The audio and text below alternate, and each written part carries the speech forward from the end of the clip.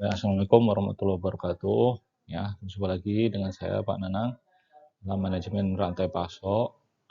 Baik, jadi minggu ini sebelum kita mulai kuliah, mari kita baca dulu Al-Fatihah. Bismillahirrahmanirrahim.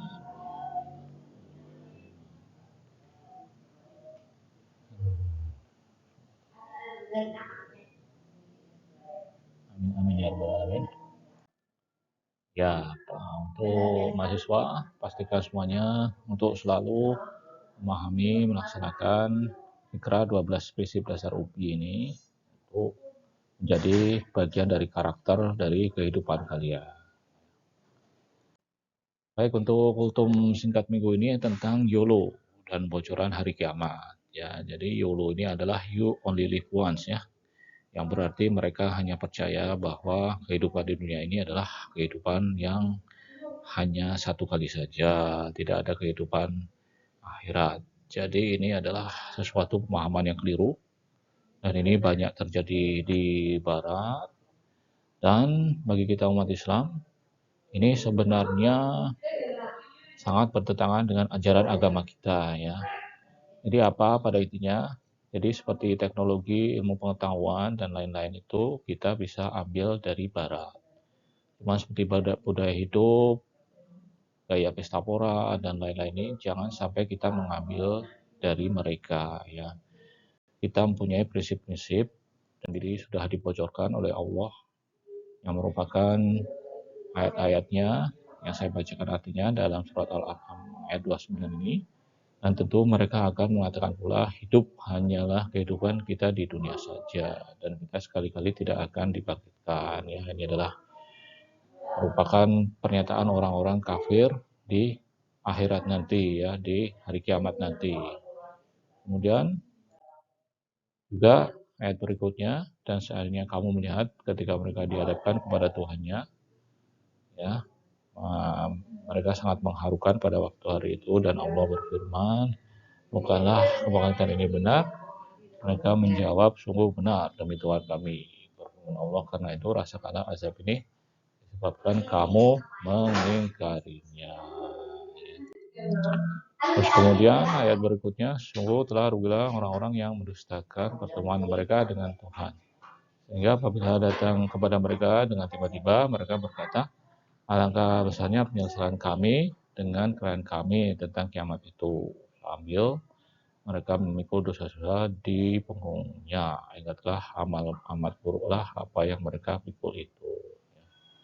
Jadi sebenarnya Allah telah memperingatkan kita melalui Al-Quran dan ayat sucinya bahwa kehidupan ini adalah kehidupan yang pertama dan kita akan dibangkitkan pada kehidupan kedua nanti di akhirat.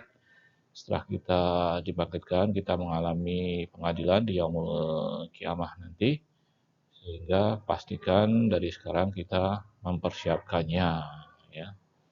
Nah, ini adalah peringatan buat kita semuanya. Baik. Nah, ini adalah kelas online. Apabila kelas online kita ada belajar ya, tapi karena kita sekarang pakai video, nah tugas kalian untuk menyimak video ini sampai selesai. Nah, ini kalau kita kuliah online atau tatap muka biasanya ada sesi interaktif atau dua arah. Nah, jadi kita masuk minggu kedua kuliah manajemen rantai pasok ini, yaitu tentang strategi dan desain manajemen rantai pasok. Ini yang bagian kedua ya. Jadi yang bagian pertama sudah kita bahas di minggu pertama. Nanti silahkan lihat slides-nya di e-learning ya. Pastikan kalian download slides-nya di e-learning. Nah, jadi kita mulai dari pengumpulan risiko. Ya. Risiko ini dikumpulkan untuk mengurangi dampak risiko individu. Ya. Jadi di perusahaan ada risiko yang harus ditanggung ya. Seperti yang minggu kemarin saya jelaskan juga. Seperti adanya stok berlebih, stok berkurang ya. Nah, ini menguranginya dengan menggunakan inventaris ya. Jadi jangan lupa ini ya. Jadi ada berkali-kali nanti disebut ada yang namanya inventaris ini. terutama kalau inventarisnya kita jadikan menjadi satu lokasi. Nah, ini sangat mengurangi resiko, mengurangi jumlah suku cadang dan variabilitasnya. Nah, ini juga mengurangi resiko, sehingga mengurangi jumlah komponen produk. Nah, ini mengurangi resiko akan kegagalan suatu suku cadang, ya. Membuat kapasitas yang fleksibel, ya. Jadi ini adalah juga mengurangi resiko, sehingga apabila permintaan turun, ya kita memenuhi permintaan yang volumenya rendah. Apabila naik, kita bisa meningkatkan kapasitas pabrik kita. Baik, jadi kita lanjut ke slide berikutnya. Nah, ini tentang keberlanjutan dan sustainability MRP. Yang dimaksud sustainability ini adalah menjadi ramah lingkungan atau keberlanjutan, ya. Nah, ini sudah menjadi tren di industri saat ini, terutama apabila ada climate change, ya. Climate change itu adalah perubahan cuaca, di mana cuaca sudah tidak menentu, sehingga kita wajib lebih untuk memperhatikan keramahan lingkungan ini, ya. Nah, ini untuk memenuhi kebutuhan saat ini tanpa mengorbankan kemampuan generasi yang mendatang dan mempertahankan sumber daya manusia dan sosial, ya. Jadi ini kita selain mempertahankan sumber daya manusia, kita juga harus memperhatikan keadaan sosial di sekitar perusahaan itu beroperasi, ya.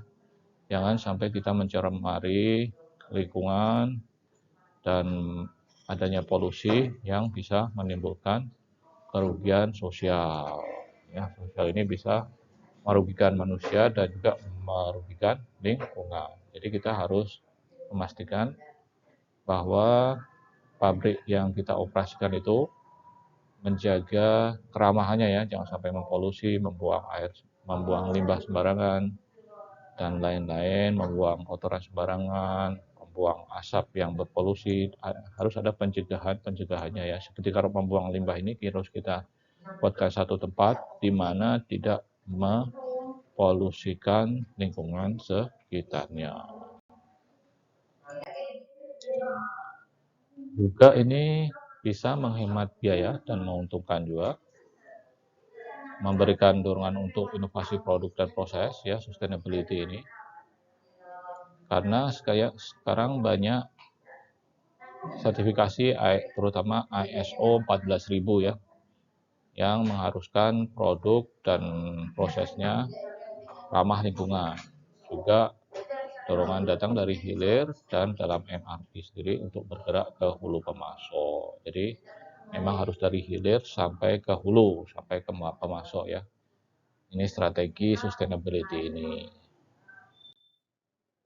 Nah, sekarang kita masuk ke teknologi informasi pemberdayaan MRP. Nah, jadi yang saya juga sudah jelaskan minggu lalu bahwa MRP ini sangat tergantung sama informasi yang bertukar antara beberapa poin, ya, beberapa poin antara supplier, terus produsen, kemudian distribution, ya, dia harus terhubung sama teknologi informasi ini. Jadi informasi yang menghubungkan semua aspek MRP ini termasuk data elektronik yang merupakan penggantian proses bisnis fisik yang ke dalam elektronik, pertukaran data elektronik, pertukaran dokumen bisnis dari komputer ke komputer. Kemudian ada contohnya seperti barcode dan titik penjualan, ya. Data membuat catatan komputer seketika dari penjualan, ya. Jadi ini semua yang fisik kita bisa gantikan ke data elektronik sehingga mudah dimonitor. Nah, ini juga salah satunya identifikasi frekuensi radio RFID, ya. Radio Frequency Identification Device. Nah, Radio Frequency Identification Device ini bahasa Inggrisnya, ya. Teknologi ini dapat mengirim data produk dari item ke pembaca melalui gelombang radio, terus internet, memungkinkan perusahaan untuk berkomunikasi dengan pemasok, pelanggan, pengirim, dan bisnis lainnya, ya. Jadi internet ini suatu medium ya, sebenarnya dia suatu medium yang bisa menghubungkan semuanya ini dari pemasok, terus pelanggan, pengirim, bisnis lain, di seluruh dunia secara instan. Kemudian ada yang namanya build to order atau BTO. Ya, ini bukan BTS ya, tapi ini BTO. Model penjualan langsung ke pelanggan melalui internet. Komunikasi yang luas dengan pemasok dan pelanggan. Ya, ini seperti kalau kita memesan barang di marketplace yang sudah online, ya, kemudian bisa dibangunkan ya atau dirakit gitu produknya sehingga bisa dikirim ke pelanggan langsung. Nah, contoh yang lainnya ini adalah seperti pemesanan mobil ya. Jadi pemesanan mobil sekarang bisa berdasarkan apa yang dimaui oleh pelanggan dengan model-model yang customize ya, yang seperti Ferrari, Lamborghini yang perlu customize, bisa kita melakukan transaksi menggunakan yang namanya build to order. Jadi kita pesan dulu baru dibangun atau dirakit oleh perusahaan mobil tersebut. Nah, ini pemberdayaan MRP ya yang tadi sudah saya sebut tadi. Ini dalam bentuk diagramnya. Jadi supplier, producer, customer. Kemudian ada radio frequency identification tadi ya, RFID. Nah, terus kemudian ada barcode, kemudian ada internet ya. Ini semuanya merupakan teknologi yang memberdayakan MRP ya. Kemudian kita masuk ke e-business and management MRP. Ini penghematan karena biaya transaksi yang lebih rendah, pengurangan peran perantara, waktu respon MRP yang lebih pendek, kehadiran yang lebih luas, dan peningkatan visibilitas. Ini adalah seperti marketplace, contohnya ya, seperti marketplace.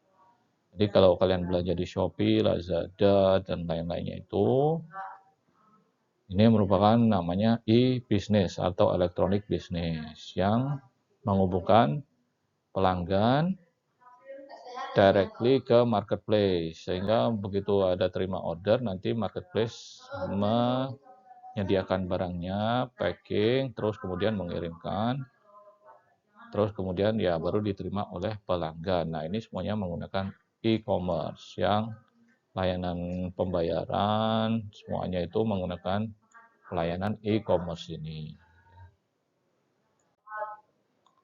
Nah, ini juga jadi lebih banyak pilihan, info juga lebih banyak, pelayanan bisa lebih ditingkatkan, pengumpulan dan analisis sejumlah besar data, preferensi pelanggan, dan akses ke pasar global dan pemasok saluran distribusi ya.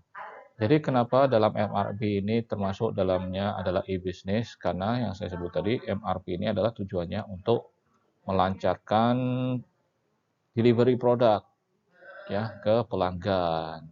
Ya, jadi termasuk di dalamnya adalah proses-proses e-business ini. Dan e-commerce sendiri ini adalah proses-proses transaksi yang menggunakan uang elektronik ya atau pengiriman transfer bank menggunakan sistem elektronik. Nah, ini namanya e-commerce. Di dalamnya sendiri ada e-business ya yang pelanggan ini bisa memesan melalui jaringan internet, nanti datanya semuanya bisa dikirimkan ke produsen, terus nanti produsen mengirimkan ke distributor dan lain-lain sehingga distributor bisa mengirimkan barangnya direct ke pelanggan. Nah, ini pertukaran data elektronik ini juga penting, pertukaran data dokumen ini antar komputer dalam format standar, pembelian, pengiriman, dan penerimaan, tingkat layanan pelanggan. Ya, jadi pertukaran data elektronik ini sangat penting ya untuk melancarkan semua transaksi bisnis, pemesanan, dan juga data-data tentang jumlahnya barang yang harus kita buat ya juga barang bahan mentah yang harus kita terima dari supplier. Nah, ini juga mengurangi kertas kerja ya, otomatis akan mengurangi kertas kerja yang akan meningkatkan sustainability ya atau ramah lingkungan tadi karena kertas ini kan perlu produksi ya. Apabila kita mengurangi kertas sebenarnya kita juga lebih ramah lingkungan. Meningkatkan produktivitas, terus kemudian tingkatkan penagihan dan efisiensi biaya, mengurangi efek bullwhip ya melalui berbagai informasi. Nah, efek bullwhip ini sudah kita bahas minggu yang lalu ya. Pastikan kalian tahu apa yang dimaksud efek bullwhip. Ya, ini sangat penting ya. Ini efek bullwhip ini penting untuk diketahui oleh mahasiswa yang mengambil MRP ini ya. Nah, ini ada kode barcode tadi. Jadi barcode ini suatu kode yang bisa langsung menghasilkan beberapa data ini yang setelah kita scan ya dia adalah suatu kode yang memuat beberapa data ini ya. Dan sehingga data penjualannya ini bisa kita pakai untuk memperbarui catatan inventaris, terus identifikasi tren, pesan bahan, jadwalkan pesanan dan merencanakan pengiriman ya. Jadi ini adalah istilahnya penjualan yang sudah dikonversi ke data elektronik ya.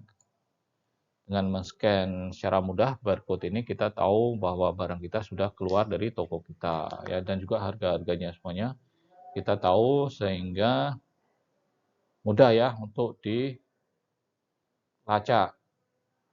Yang dilacaknya ini adalah stok. Pelacakan stok barang kita di toko tersebut tinggal berapa sehingga kalau sudah mulai berkurang nanti dia bisa pesan ke produsennya. Nah, ini adalah yang lebih detailnya tadi, radio frequency identification ini atau bahasa Indonesianya adalah identifikasi frekuensi radio yang menggunakan gelombang radio untuk mentransfer data dari chip ke pembaca. Nah, kelebihannya ini memberikan visibilitas lengkap lokasi produk, pemantauan inventaris terus-menerus, mengurangi tenaga kerja untuk mengelola inventaris, mengurangi biaya persediaan ya. Tapi ada kekurangannya juga ya RFID ini. Dia belum terstandarisasi dan sulit untuk melacak antar sistem. Ya, jadi intinya apa? Ini contohnya adalah kartu ini diletakkan di produknya, ya di produk atau komponen ya. Tapi biasanya kita letakkan di produk yang sudah jadi. Nah, kemudian karena di sini ada data chipnya ya ini ya mentransfer data dari chip ke pembaca ini dari ada chipnya ini dia bisa terbaca oleh sistem melewati antena ini. Nah, ini RFID-nya ini yang RFID reader ini. Jadi chipnya ini istilahnya dia seperti detektor gitu ya. Ya, ini juga ini mendeteksi ini sebagai alat supaya dia bisa memantau inventaris ya. Ini seperti barcode juga tapi dia lebih canggih ya. Jadi dia mempunyai kapasitas untuk mendeteksi jarak jauh. Nah, tidak perlu didekatkan seperti barcode tadi ya. Jadi ini jarak jauh bisa mendeteksi pergerakan barang kita. Nah, ini contoh-contoh kemampuan RFID tadi ya. Jadi kalau sudah kartunya tadi yang kecil ditempelkan ke barang kita ini, contohnya ke produk kita, dia akan misalnya meninggalkan pabriknya ini, terus dalam paketnya ini ya, dia contohnya sudah ditempelkan dalam paket ini, dia menuju konveyornya, menuju ke distribution center. Nah, RFID ini reach item in inventory ya, jadi dia sudah di tracking ini ya. Nah, dia sudah masuk ke gudangnya ini, dia sudah bisa dibaca oleh RFID-nya ini. Jadi dia berkomunikasi dengan komputer. Yang komputer ini sudah mengirimkan datanya ke berbagai macam jalur distribusi, ke warehouse, ke truk, ke kapal dan lain-lain. Ya, sehingga ini bisa untuk mengetahui update-nya ini ya tentang inventory status, tentang stok di gudangnya dan bisa mensinkroniskan supply chain atau memuluskan MRP ya, manajemen rantai pasarnya lebih mulus, synchronize the supply chain. Jadi setelah di sini si pekerjanya ini bisa menemukan barang-barangnya di tempat lokasi yang tepat ya. Finds the item in bins or puts item in bins with RFID. RFID checks arriving truckloads for security and updates inventory. Jadi di dalam truk ini pun karena ada barang-barangnya tadi ya, dan truknya ini mempunyai transmitter juga. Nah, ini ada transmitternya ini, transmitter yang akan menginformasikan apa-apa saja yang ada di dalamnya ya dengan teknologi RFID ini. Jadi dia bisa langsung mengupdate barang-barang yang datang melalui RFID ini. Ya, jadi ini sudah lebih canggih ya. Dia semacam tracking barang jarak jauh sehingga mudah kita kontrol stok inventaris kita, pergerakan barang juga kita bisa kontrol. Nah, ini juga masih lanjut. Nah, ini intinya dia karena bisa jarak jauh, ini keeps track of items on ship. Nah, jadi bisa kita lacak bahkan dari tempat orang ini berdiri sampai ke pelabuhannya atau dan planes leaving the global ports or coming into US, ini contohnya di Amerika ya, for security. Jadi barang-barang di pesawat ini pun bisa kedetek saat turun di airport. Kemudian customer finds pair of jeans with her size with chip sewn into the label. Jadi ini kalau customer mau mencari barang, dia akan lebih mudah.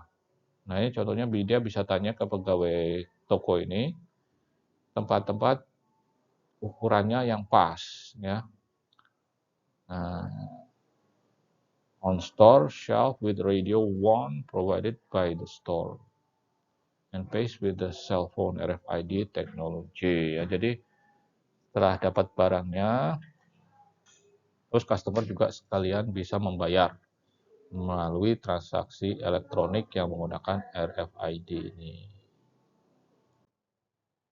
Nah, ini adalah integrasi MRP.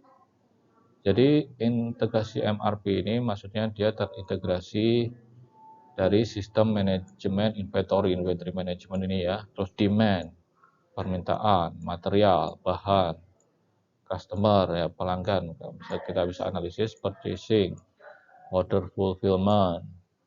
Nah, ini juga hampir sama dengan demand management ini, order fulfillment, lead time management, storage and transportation, manufacturing, assembly. Jadi adalah integrated supply chain management. Jadi dia menggabungkan semua fungsi ini yang bisa mengurangi efek bullwhip. Ya, jangan sampai lupa apa yang dimaksud bullwhip ini karena kita banyak bicara ya tentang bullwhip ini. Terus deteksi masalah dini, respon yang lebih cepat dan membangun kepercayaan dan keyakinan. Integrasi MRP ini dia perencanaan kolaboratif, peramalan, pengisian ulang, dan desain juga termasuk di dalamnya. Dia mengurangi efek bullwhip, biaya lebih rendah dari segi bahan, logistik, dan operasi, utilisasi kapasitas yang lebih tinggi, tingkat layanan pelanggan yang ditingkatkan. Ya, jadi seperti tadi, ini adalah integrated supply chain tadi yang ada customer analysis, purchasing, inventory, demand, ya, materials management, storage, order fulfillment, ya, dan manufacturing. Nah, ini adalah semua fungsi yang sudah terintegrasi. Integrasi MRP. Alur kerja yang terkoordinasi, produksi dan operasi pengadaan. Ya. Nah, ini efisiensi produksi. Karena sudah terintegrasi, respon cepat, layanan yang ditingkatkan, dan lebih cepat ke pasar. Nah, ini adalah supply chain tadi ya, supply chain. Nah, ini adalah apa yang mau kita pelajari di mata kuliah ini ya. Dari supplier, kan, saya sering sebut ya, dari supplier, manufakturer atau produsen, distributor, retailer, terus ke customer. Nah, ini adalah MRP ya, manajemen rantai pasok atau supply chain management. Nah, ini adalah mata kuliah kita ya sebenarnya, bagaimana kita bisa melancarkan supply chain ini. Oke. Nah, integrasi MRP juga mengadopsi model dan teknologi bisnis baru, seperti penetrasi pasar, penciptaan produk baru, peningkatan efisiensi, dan penyesuaian massal. Nah, jadi sekarang masuk ke industri 4.0 ya, yang dimana banyak data elektronik yang sudah mulai dipakai oleh industri ya, dan mereka sudah menggunakan robot, ya pengiriman sudah menggunakan robot juga ya. Jadi ini semuanya banyak sekarang menggunakan data elektronik. Intinya ya, industri 4.0 ini salah satu aspeknya adalah banyaknya penggunaan data elektronik. Baik, kita lanjutkan ya. Jadi ini kita masuk ke topik collaborative planning, forecasting, and replenishment. Jadi dua atau lebih perusahaan dalam MRP ya. Jadi dalam MRP ini kita bisa melibatkan dua atau lebih perusahaan ya. Karena kan seperti yang tadi saya sebutkan, ini melibatkan supplier ya. Untuk supaya kita dapat menyinkronkan datanya ini, jadi menyinkronkan perkiraan produksi ke dalam satu rencana untuk memenuhi permintaan pelanggan. Nah, ini namanya cross company supply chain and collaboration strategy ya. Nah, seperti saya sebutkan tadi, ini mulai dari supplier. Ya, supplier ini penting ya. Jangan sampai lupa mahasiswa semuanya bahwa setiap perusahaan ada supplier. Nah, OEM ini adalah original equipment manufacturer ya, original equipment manufacturer atau produsennya. Terus wholesaler. Nah, wholesaler ini tempat stok atau gudang seperti tempat grosir ya. Terus retailer ini adalah tempat pengecer ya. Nah, jadi informasi ini harus senantiasa tersinkronisasi ya. Makanya ini yang namanya collaborative planning, forecasting, and replenishment. CPFR ya. Jadi ini menggunakan data elektronik semua sekarang ya. Nah, jadi ini juga tujuannya para pihak bertukar informasi secara elektronik mengenai ya ini adalah data yang di dalamnya itu tentang tren penjualan masa lalu, data titik penjualan, persediaan di tangan ini maksudnya yang ada di tangannya si retailer ini ya yang sudah siap dijual ke pelanggan. Terus promosi terjadwal sama perkiraan. Nah, ini adalah bahasa supply chain-nya adalah forecasting. Jadi perkiraan supaya nanti si produsen ini bisa kira-kira berapa produk yang akan dia hasilkan ya sehingga bisa memenuhi pelanggan. Nah, ini adalah perangkat lunak MRP dalam perencanaan sumber daya perusahaan namanya. Nah, ini perangkat lunaknya ya, perangkat lunak. Jadi ini yang digunakan oleh komputernya ya, perangkat lunaknya ini namanya Enterprise Resource Planning atau ERP. Ya, perangkat lunak yang mengintegrasikan komponen-komponen perusahaan dengan berbagai dan mengatur informasi dan data ya. Jadi ERP ini Enterprise Resource Planning ini dia juga mengintegrasikan purchasing data, customer web portal, ya terus ada RM and sales, ini CRM and sales, customer retention management ya. CRM ini panjangannya customer retention management atau yang berhubungan dengan customer ya. Terus kemudian sales, distribution, time and project, dashboard, finance, and manufacturing. Nah, ini juga diintegrasikan melalui sistem perangkat lunak yang namanya ERP ini ya, Enterprise Resource Planning. Nah, ini kemudian kita bisa mengukur kinerja MRP ini dengan menggunakan berbagai rumus ini ya. Nah, jadi kan kita harus tahu ya, terutama dalam teknik ini, bagaimana kita bisa mengukur sesuatu itu bagus atau tidak. Nah, ini kalau dalam kinerja MRP, indikator kinerja utamanya ini menggunakan ini adalah metrik yang digunakan untuk mengukur kinerja MRP ini. Yang pertama, perputaran persediaan, atau dalam bahasa Inggrisnya ini adalah inventory turns. Rumusnya cost of goods sold, jadi ini adalah penjualan, yang intinya ini adalah penjualan ya, penjualan dalam rupiah. Kemudian average aggregate value of inventory. Nah, ini adalah rata-rata dari jumlah yang ada di gudang. Nah, nanti ada contohnya ya, tidak perlu khawatir, nanti ada contoh kalkulasinya. Terus kemudian nilai total pada biaya persediaan, atau dalam bahasa Inggrisnya ini adalah average aggregate value of inventory. Nah, ini yang kita pakai di sini ini ya. Nanti kita pakai di sini ini. Nah, ini sigma average inventory for item I times unit value di item I. Nah, ini kita bisa lihat contohnya nanti ya, tidak perlu khawatir mahasiswa semuanya. Nanti kita bisa lihat contoh kalkulasinya. Kemudian berikutnya untuk mengukur kinerja MRP ini menggunakan hari pasokan. Days of supply equals to average aggregate in value of inventory, cost of goods sold. Nah, ini yang tadi ya, ini yang value yang ada di gudang tadi, terus penjualan cost of goods sold dibagi lagi dengan 360 hari ya. Ini adalah didefinisikan sebagai tingkat pengisian ya, sebagian kecil dari pesanan yang diisi oleh pusat distribusi dalam periode waktu tertentu. Nah, ini adalah tingkat pengisian. Ya. Istilahnya perlu berapa hari untuk diisi? Ya, perlu berapa hari untuk diisi? Diisi sampai penuh ya, hari pasokan ini ya. Nah, kita akan lihat ya. Ya, contoh kalkulasinya.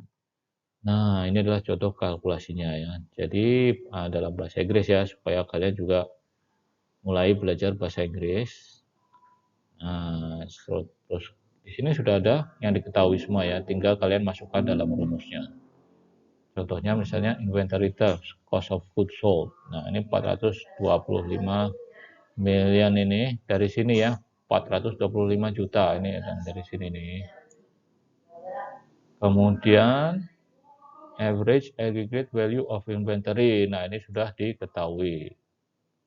Jadi semuanya ini kita total ya.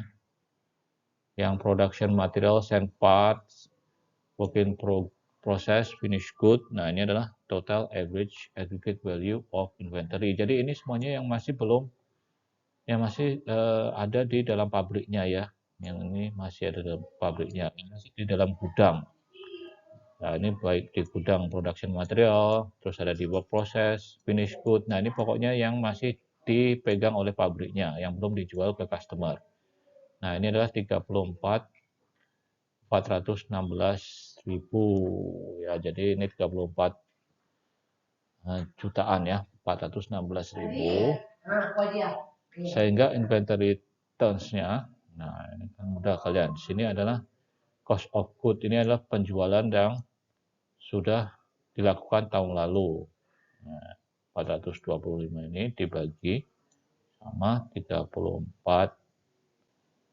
416.000 ini adalah 34.416.000 ya, kalian begini. Jadi inventory turns-nya adalah 12,3 ya.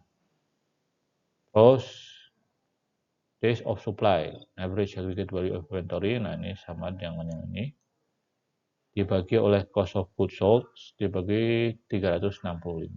Ini sama dengan 29,6 ya. Nah, ini adalah days of supply. Jadi bagaimana kita tahu dia bagus atau tidak? Ya, sebenarnya ini dia akan, maksudnya untuk berapa dia harus menstok ya, berapa kali dia harus menstok di gudangnya ya. Jadi kan di setiap di gudangnya kan ada sekian ya. Sementara penjualannya 425. Jadi berapa kali di gudangnya itu harus ada sejumlah uang sekian gitu ya. Nah, itu. Nah, ini tergantung perusahaannya ya. Nah, maksudnya itu ya, jadi berapa kali dalam gudangnya itu harus ada. Jadi di dalam gudangnya ini harus ada 12,3 kali sebanyak sekian ini supaya dia bisa memenuhi penjualannya. Nah, ya. Terus kalau days of supply, nah ini maksudnya adalah supaya berapa hari dia bisa memenuhi. Nah, berapa hari dia bisa memenuhi, ya. Berapa hari dia harus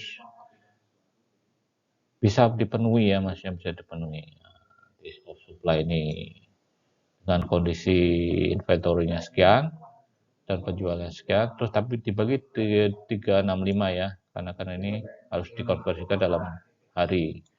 Jadi berapa hari dia perlu waktu ya, nah, untuk dia bisa memenuhi ini, bisa memenuhi 425 ini ya. Jadi ini kalinya, ini setiap jedanya itu, jadi setiap kali pertama ke kali kedua, nah ini 29,6 hari ya, itu maksudnya ya. Oke.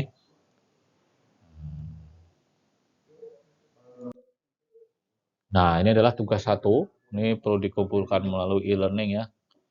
Jadi tugas 1 ini adalah pertanyaan pertama, apa pentingnya mempelajari MRP? Ini yang jelaskan 3 alasan. Faktor-faktor komponen-komponen apa saja yang bisa menunjang kelancaran MRP? Jelaskan 3 faktor komponen. Dan faktor-faktor komponen dan komponen apa yang bisa menghambat kelancaran MRP? Jelaskan 3 faktor komponen. Jadi demikian kuliah kita pada hari ini. Terima kasih atas atensinya. Insya Allah kita bertemu lagi. Dan wassalamualaikum warahmatullahi wabarakatuh.